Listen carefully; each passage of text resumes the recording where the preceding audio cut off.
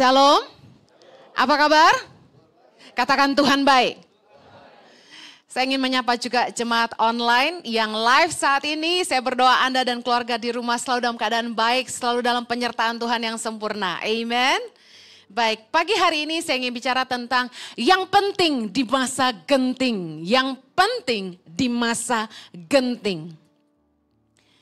Pak Jokowi bicara bahwa tahun-tahun ke depan akan menjadi masa-masa yang gelap, masa-masa yang genting. Amsal 24 ayat 16 berkata begini, sebab 7 kali orang benar jatuh, namun ia bangun kembali, tetapi orang fasik akan roboh dalam bencana. Masalah bukan selalu pertanda orang itu hidup dalam dosa. Dikatakan orang benar itu jatuh 7 kali. Berarti orang yang hidup benar maupun orang berdosa sama-sama punya masalah. Amen. Bedanya gini, orang benar bisa jatuh tapi dia bangkit lagi. Katakan amin. Bedanya orang benar sama orang berdosa apa? Orang benar dicobai setan. Yesus dibawa iblis ke padang gurun, ingat itu? Tapi kalau orang berdosa mencobai Tuhan. Makanya Yesus waktu disuruh menerjunkan diri dari bubungan bait Allah, Yesus bilang ada firman berkata, jangan mencobai Tuhan Allahmu. Jadi hari ini masalahmu, uji 2 hal ini. Apakah memang sedang dicobai oleh si jahat? Atau kita yang mencobai Tuhan? Sebagai anak-anak Tuhan kita harus percaya bahwa di dalam gelap terbit terang bagi orang benar. Katakan amin. Mazmur 112 ayat 4 berkata, di dalam gelap terbit terang bagi orang benar, pengasih dan penyayang orang yang adil. Yes, kita akan menghadapi masa-masa gelap. Yes, kita akan menghadapi masa-masa genting. Tapi harusnya fokus kita bukan ke sana, tapi kita lihat firman Tuhan. Bahwa di dalam gelap terbit terang bagi siapa? Orang benar. Harusnya fokus kita bukanlah kepada masa-masa genting yang akan datang. Bukan kepada masa-masa gelap, bukan kepada problem yang sedang kita hadapi, tekanan yang kita hadapi. Tapi kita lihat, kalau kita ingin ditolong Tuhan, kita ingin dibela Tuhan, pastikan kita hidup sebagai orang benar, yang mengerti katakan amin. Bagaimana kita bisa tetap standing di masa genting? Adalah memastikan kita hidup benar, hidup takut di hadapan Tuhan. Mari Mazmur 112 kita baca, judul perikopnya luar biasa. Bahagia orang benar. Berapa banyak saudara yang ingin berbahagia? Mari hidup sebagai orang benar. Baca ayat yang pertama. Haleluya, berbahagialah orang yang takut akan Tuhan, yang sangat suka kepada segala perintahnya. Anak cucunya akan perkasa di bumi. Angkatan orang benar akan diberkati. Harta dan kekayaan ada dalam rumahnya, kebajikannya tetap untuk selamanya. Di dalam gelap terbit terang bagi orang benar, pengasih dan penyayang orang yang adil. Mujur orang yang menaruh belas kasihan dan yang memberi pinjaman, yang melakukan usaha urusannya dengan sewajarnya, sebab ia takkan goyah untuk selama-lamanya. Orang benar itu akan diingat selama-lamanya. Ia tidak takut kepada kabar celaka. Hatinya tetap penuh kepercayaan kepada Tuhan. Ayat 8. Hatinya teguh. Ia tidak takut sehingga ia memandang rendah para lawannya. Ayat 9. Ia membagi-bagikan. Ia memberikan kepada orang miskin. Kebajikannya tetap untuk selama-lamanya. Tanduknya meninggi dalam kemuliaan. Ayat 10. Orang fasik melihatnya lalu sakit hati. Ia menggertakkan giginya lalu hancur. Keinginan orang fasik akan menuju kebinasaan. Berapa banyak saudara percaya bahwa berkat dan kebahagiaan adalah bagian orang-orang benar? Yes, akan datang masa-masa sukar. Akan datang masa-masa gelap dan genting. Bukankah kita juga hari ini pasti punya masalah? Tapi orang benar akan ditolong Tuhan. Ia tidak akan goyah selama-lamanya kata firman Tuhan. Dia tidak takut akan kabar celaka. Karena Tuhan menjadi tempat perlindungannya dan kekuatannya. Katakan amin. Kayaknya tiap tahun saya nggak pernah nggak dengar orang meramal tahun depan akan sulit. Udah berkali-kali orang bilang yang sama. Tapi entah kenapa dalam hati saya selalu ada damai sejahtera. Saya percaya bahwa kalau kita fokus hidup benar di hadapan Tuhan, hidup takut akan Tuhan, Tuhan pasti bela kita. Dia yang akan bangkit untuk kita. Amen. Pasti akan ada haters. Dikatakan orang fasik melihatnya lalu sakit hati. Sebaik-baiknya kita hidup, sebenar-benarnya kita menjalani pekerjaan dan usaha kita, pasti selalu akan ada haters, orang-orang yang berniat jahat sama kita. Orang-orang yang tidak suka sama kita. Entah kita buat salah apa sama dia, tapi dia marah aja sama kita. Tetapi lihat firman Tuhan berkata, bahwa mereka menggertakkan gigi lalu hancur. Kalau ada orang benci sama kita, berusaha menjatuhkan kita, ini saran saya. Biarkan saja. Tuhan yang akan membela orang benar, katakan amin. Jadi fokus kita gini, jangan pusingin orang jahatin kita. Jangan fokusin masalah kita, tapi kita fokus lihat hidup kita. Kita hidup sebagai orang benar gak di hadapan Allah? Kita hidup takut gak sama Tuhan? Itu yang harusnya kunci kemenangan kita. Firman Tuhan berjanji, orang benar gak akan goyah selama-lamanya. Anak cucunya akan diberkati.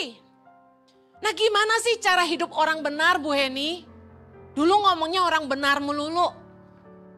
Saya baca kitab Ayub, ayat ini begitu meremah. Ayub 8. Kita tahu bahwa Ayub mengalami penderitaan yang amat sangat, mulai dari sakit penyakit, kehilangan anak-anak kandungnya, dinista istri dan sahabat-sahabatnya, kehilangan semua harta kekayaannya.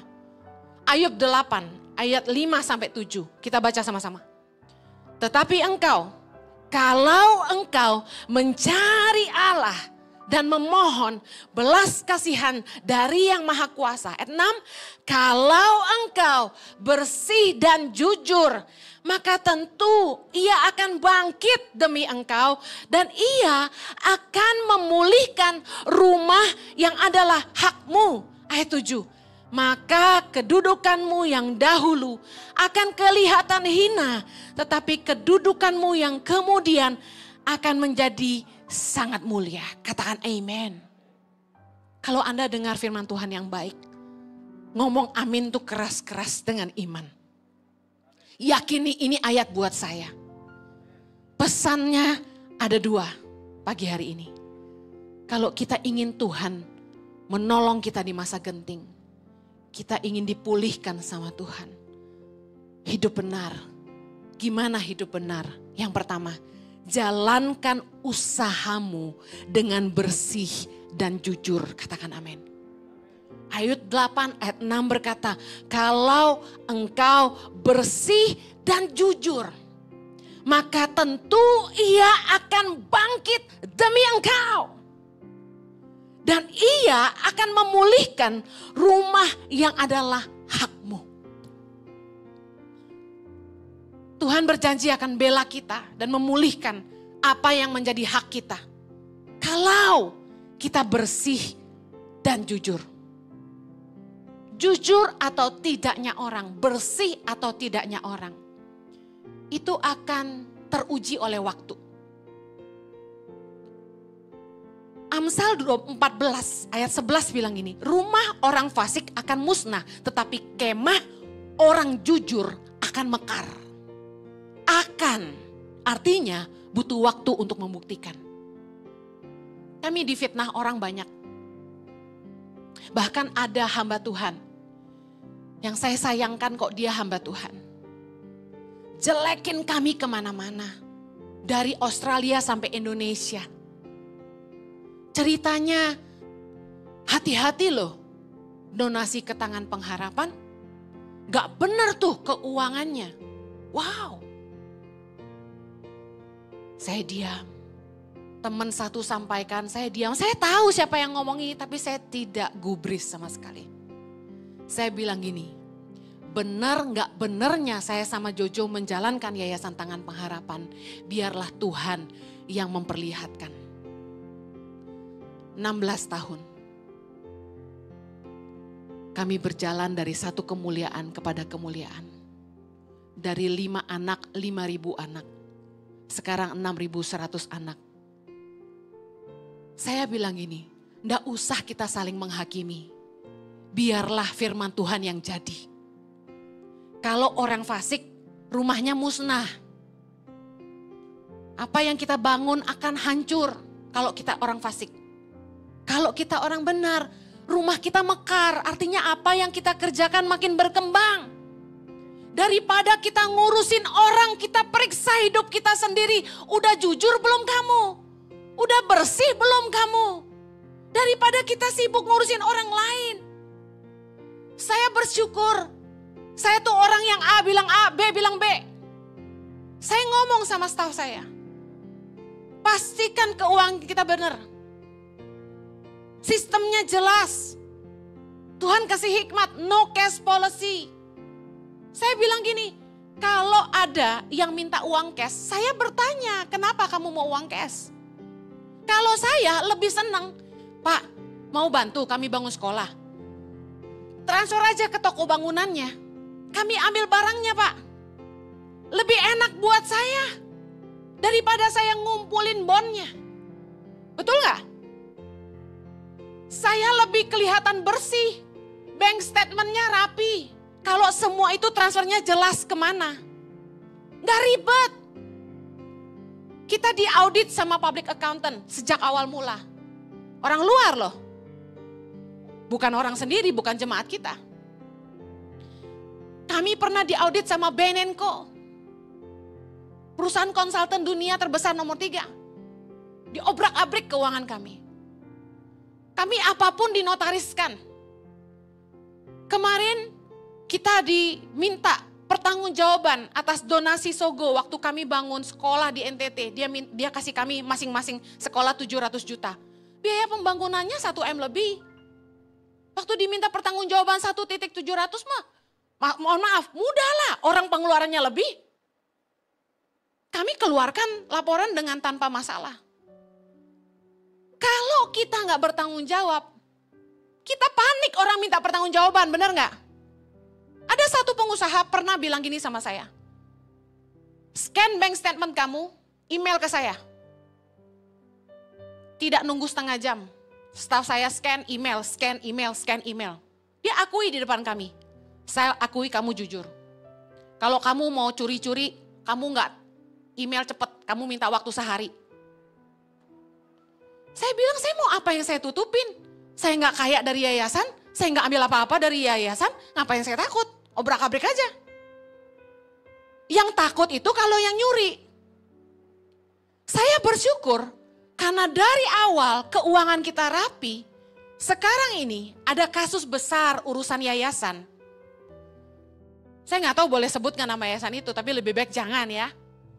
Gara-gara mereka pakai dana itu untuk teroris, semua yayasan di Indonesia diobrak-abrik. Termasuk yang kami jalani. Sekarang laporan keuangan yayasan kita harus masuk ke Kementerian Keuangan. Bahkan dicek sama Kementerian Sosial. Lalu tim kami dikumpulkan di kementerian bersama dengan seluruh yayasan-yayasan yang ada di Indonesia. Saya boleh bangga dikit. Yayasan kami dijadikan contoh. Puji Tuhan. Tuhan baik, amin. Masa yayasan kita yang kecil gitu dijadiin contoh? Saya sampai kagum sama Tuhan loh. Yang diomelin tuh yayasan besar-besar yang punya nama di Indonesia. Yang udah jauh lebih lama puluhan tahun di Indonesia. Timnya dimarahin sama kementerian. Hei, kamu belajar nih sama Yayasan Tangan Pengharapan. Belajar bagaimana mereka bikin laporan, digituin. Makanya kalau kita mau dibela Tuhan udah bersih aja, jujur aja. Gak usah pakai tipu-tipu. Saya punya teman, dia legalisasi perusahaannya itu bersih. Izin semua diurus. Izin ekspor barang keluar, diurus. Import barang, semua diurus. Bea cukai, bayar. Bersih. Ketika pandemi datang, ketika Pak Jokowi naik, semua aturan ditegaskan. Bener gak? Banyak orang gak bisa ekspor import. Macet. Tapi usaha dia tetap lancar, bos. Kenapa? Bersih dan jujur. Firman Tuhan tuh gak pernah salah. Kita mau tipu-tipu, dengar, tunggu waktu. Just wait and see. Wah, kok orang tukang bohong, sombong, makin kaya? Saya selalu bilang gini, cerita hidup orang belum selesai.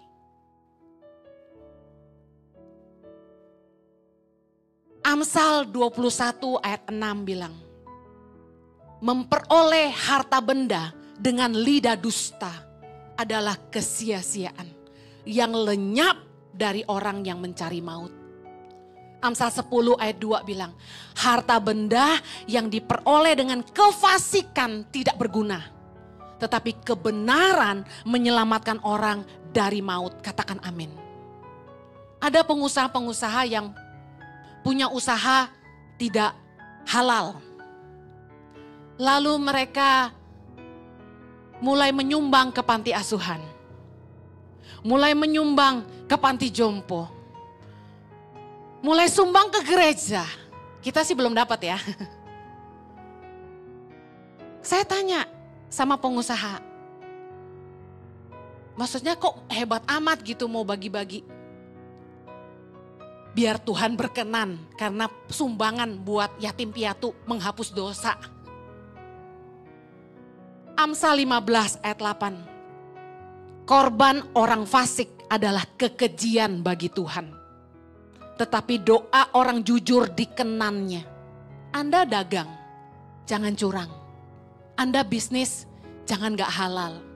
Bu Heni justru yang gak halal-halal gitu duitnya gede. Hau cuan oh. Kang taunya gede Bu Heni. Duitnya cepet, kayanya cepet. Kita gak bisa nyogok Tuhan pakai persembahan. Gue sih happy-happy aja kalau ada nyumbang ke gereja mah. Tapi dengerin, gak bisa ngapus dosa. Kita tidak bisa menyogok Tuhan dengan persembahan kita. Korban orang fasik kekejian bagi Tuhan, kata firman Tuhan. Tuhan gak akan pernah bela kalau kita jahat. Amsal 22 ayat 8 berkata, orang yang menabur kecurangan akan menuai bencana. Kita curang malah kita menuai bencana. Ayub 4 ayat 8 berkata, yang telah kulihat ialah bahwa orang yang membajak kejahatan akan dan menabur kesusahan, ia menuainya juga. Hidup ini kan tabur tuai. Kata agama lain ada karmanya. Kalau Anda membajak kejahatan, demi kaya jahat sama orang, menabur kesusahan, Anda kaya di atas penderitaan orang lain, Anda menindas orang lemah, mencuri hak orang miskin. Dengar baik, pasti akan menuai juga. Jangan menahan hak orang. Satu kali saya ngobrol sama seseorang dan dia bilang gini, Bu Heni dekat sama pengusaha itu, katanya gitu. Saya bilang, oh iya saya kenal. Dia katanya jemaat Bu Heni, iya. Saya doain dia karena dia punya problem, saya bilang gitu. Bu Heni, doa ibu gak dijawab-jawab ya, dia bilang gitu. Gue bilang, saya ketawa gitu. Kadang-kadang iya loh, bener saya ngerasa gitu. Kenapa ya gue doain orang kok gak dijawab Tuhan gitu loh. Entah dia sakit gak sembuh, entah dia susah gak ditolong gitu. Sebenarnya gini, mau siapapun yang doain, kalau elunya gak bener gak bisa gitu. Bisa paham gak? Tuhan gak bisa diajak sekongkol gitu loh. Kitanya yang mesti bertobat. Dia cerita gini sama saya. Ibu tahu gak kenapa dia susah? Dia banyak gak bayar utang. Itu hak-hak orang dia gak bayar. Pegawainya aja gak digaji katanya gitu. Aduh saya langsung dek. Tuh kita mau blow on sih. Kadang-kadang suruh doain aja, kita yang bergumul sampai nangis-nangis. Tuhan, jangan permalukan hamba-Mu. Sembuhkanlah, pulihkanlah gitu kan. Udah pakai nyanyi, Bapa pulihkan gitu. Tapi kok Tuhan gak jawab? Karena gini, Tuhan mau deal sama dia. Dia harus bertobat. Lu puasa juga Tuhan gak dengar kata firman Tuhan kan? Karena puasa yang Tuhan kehendaki kata firman Tuhan, ketika kamu memberikan rotimu buat orang lain yang membutuhkan. Kalau kita bersuka cita di atas penderitaan orang lain, kita memperkaya diri dari kesusahan orang, bagaimana Tuhan mau berkenan? Anda mungkin kaya dengan segala kecurangan dan kejahatan, tapi bencana menanti kita kalau kita tidak mau berubah. Dengar baik, Imamat 19 ayat 13 bilang gini, janganlah engkau memeras sesamamu manusia, dan janganlah engkau merampas, janganlah kau tahan upah seorang pekerja harian sampai besok harinya. Gaji orang juga harus dibayar. Jangan telat gaji. Suami saya paling marah kalau bagian keuangan terlambat transfer gaji. Tahu nggak pertengahan bulan aja orang udah mulai makan Indomie? Lu tahan lagi dia bilang. Marah. Karena nggak boleh meres orang, nggak boleh merampas hak orang. Jangan tahan upah seorang pekerja. Orang yang bekerja layak mendapat upahnya. Amen. Kalau Anda usahamu macet hari ini, coba deh evaluasi. Udah bener belum ngejalaninnya? Udah lapor pajak belum? Udah urus izin-izin belum? Udah jujur belum dagangnya? Bu Heni jujur-jujur banget mengah kaya. Kaya lo gue bilangin. Doa orang jujur didengar Tuhan kata firman Tuhan. Amen. Anda adil gak sama pegawaimu? Kalau Anda gak adil, Tuhan gak akan bela. Kadang-kadang kesusahan itu datang supaya kita tuh bertobat sungguh-sungguh. Membenahi diri. Di tengah masa genting jangan beradu nasib di genting. Jangan judi. Nitip duit di situ. Bunganya 20% katanya gitu. Koko saya bilang, apa-apa yang too good to be true tuh not true dia bilang. Yang kedengaran tuh luar biasa, biasanya gak bener dia bilang gitu. Jangan nipu sana sini, jangan cari usaha yang gak halal demi dapat uang yang cepat. Amsal 20 ayat 21 bilang, milik yang diperoleh dengan cepat pada mulanya akhirnya tidak diberkati. Jangan pengen cepat kaya. Kata firman Tuhan ngumpulin dikit demi sedikit akan diberkati. Amen. Jangan serakah, bilang sama dirimu sendiri, jangan serakah. Orang yang pengen cepat kaya, pada akhirnya tidak diberkati. Karena apa? Pakai 1000 cara buat jadi kaya. Orang yang diberkati itu gini.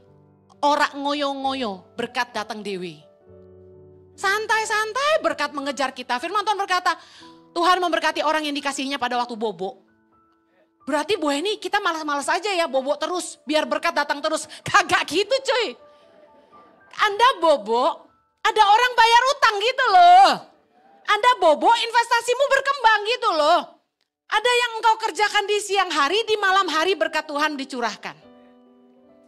Ulangan 16 ayat 19. Wah ini keren. Janganlah memutar balikan keadilan. Janganlah memandang bulu. Janganlah menerima suap.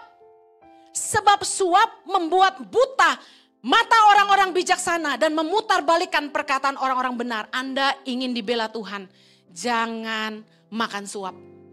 Amen. Jangan memandang bulu. Jangan putar balikan keadilan. Yang berikutnya, yang terakhir, poin terakhir. Bagaimana cara hidup orang benar? Sungguh-sungguh mengandalkan Tuhan. Sungguh-sungguh mengandalkan Tuhan. Saya suka lagunya kok pas. Dikatakan dalam Ayub 8 ayat 5 tadi. Tetapi engkau, kalau engkau mencari Allah dan memohon belas kasihan dari yang Maha Kuasa. Kalau lagi susah tuh, datang ke kaki Tuhan.